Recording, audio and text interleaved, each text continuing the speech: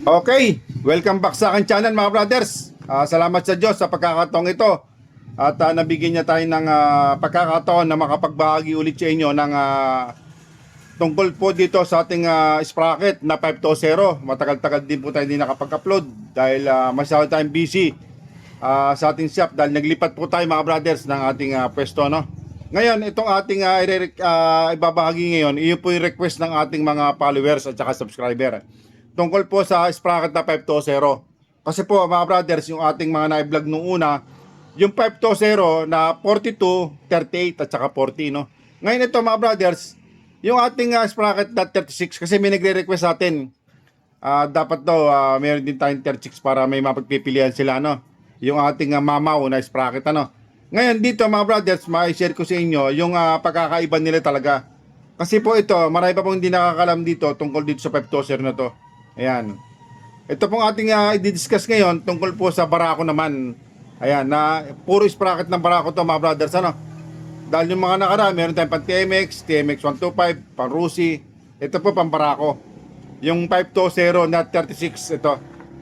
Pero bago natin simulan yan mga brothers, kung napasila ka lang sa akin channel, huwag nyo sanang kalimutan na mag-subscribe.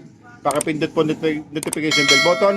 Piliin nyo po yung all para updated po kayo pagka mag-upload po ako ng mga bagong videos. Okay?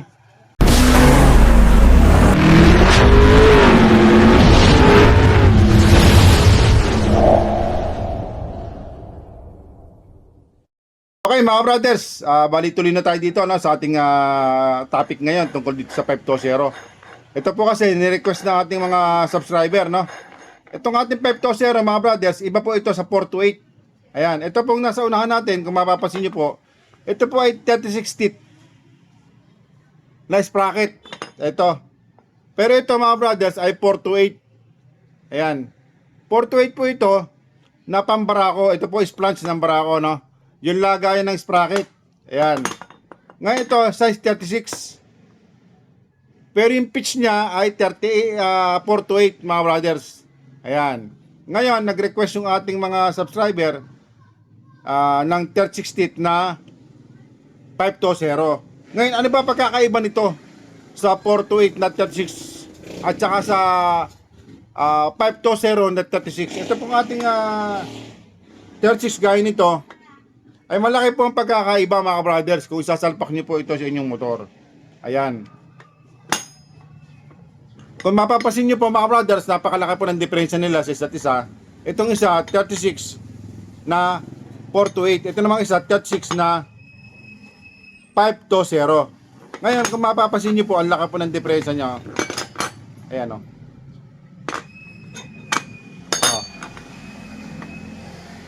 Ang laki po. Ayan mga brothers, yung ating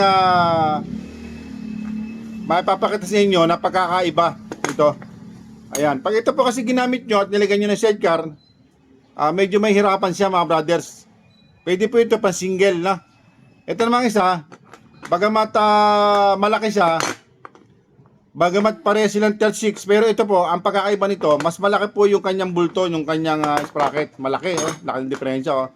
Bukod pa doon mga brothers, yung kanyang pitch malaki rin. Ayan o. Ayan, halos isa't kalahati po yung diferensya o. Ayan mga brothers. Ngayon ito, 36 teeth.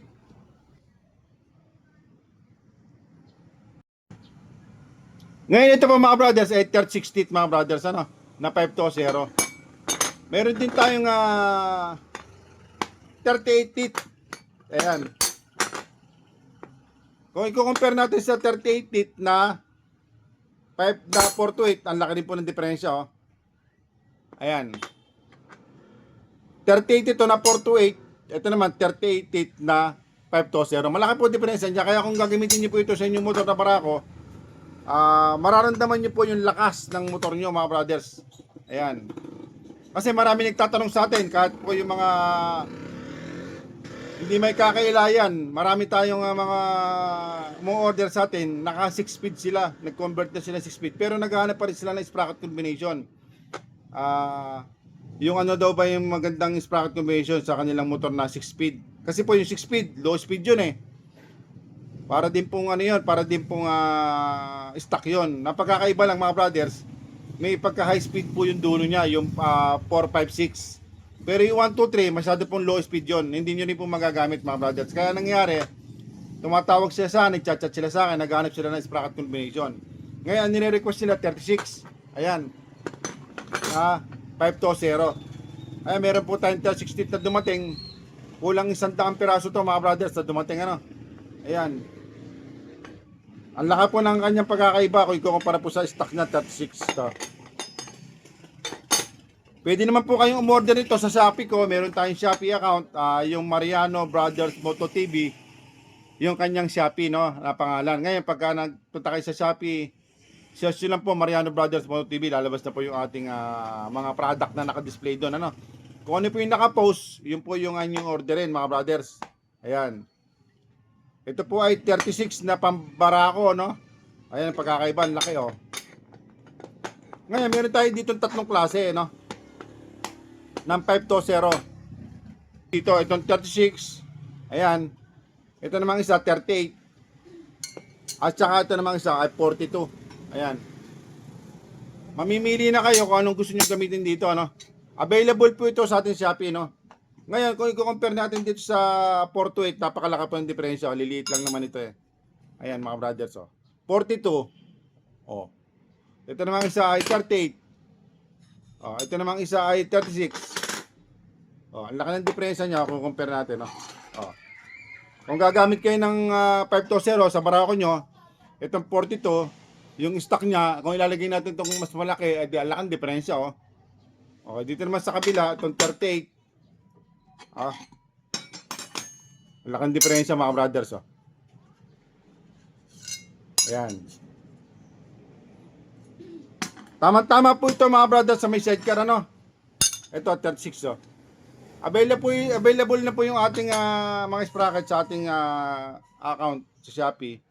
Yung 36, 38, may 40 rin po tayo at saka 42 no. Bahala na po kayo mamili mga brothers yung kung ano yung babagay sa lugar nyo no, mga brothers. Okay, sige po hanggang dito lang mga brothers at maraming po salamat. Mabuhay po kayong lahat mga brothers.